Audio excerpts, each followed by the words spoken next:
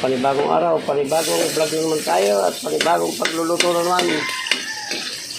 Umaga, ang amusal natin ay miniswahang alimasag na may patola. Yan.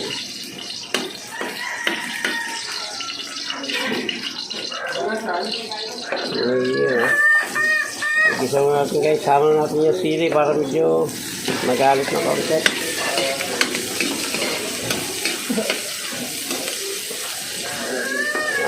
Sabay na sila.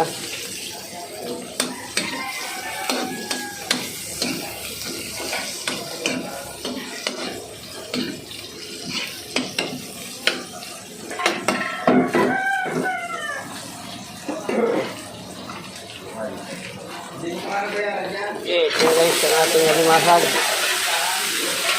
Hindi makakita itong iswa.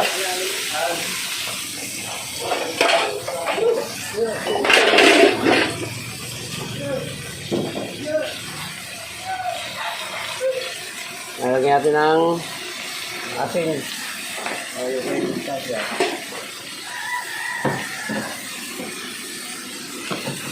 Bago natin ititakpan, alalay lang at maalat din yung miswa.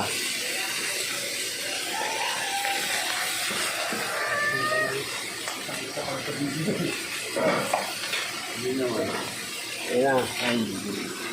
Alagyan natin ng bitchin at paminta.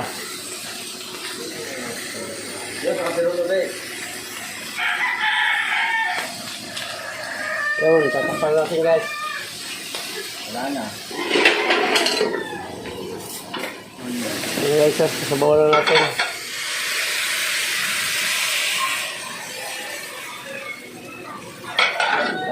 Tama na yan. Kaunti lang yung visual gagamitin ko dyan para hindi kasipsipin yung sabaw.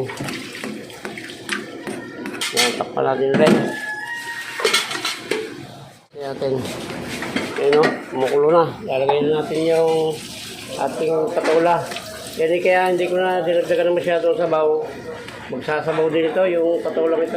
Isang piraso lang ito pero napakalaki o. Tapos lalagyan natin ng kaunting miswa lang yan para hindi sipsipin yung sabaw. Akalat lang natin at ating tatakpan ulit yan. Magsasabaw pa ito guys, maya maya. Yung patola, tubig lang din ito eh. Yan, takpan natin ulit. Yan. Nagsabaw na nga guys. Lalagyan natin yung ating miswa. Para sabay na ng luto. Yun o. Kunti lang para hindi mahigop yung sabaw. Yan, tatakpan natin ulit at mamaya ay titikpan natin yan. Sabay patay na. Yun na. Nanilaw na guys. Lumabas na yung taba ng alimasag. Okay na to. Luto na to. Pangit yung may lalata masyado yung yung patola. Tikman lang natin kung tama na yung lasa.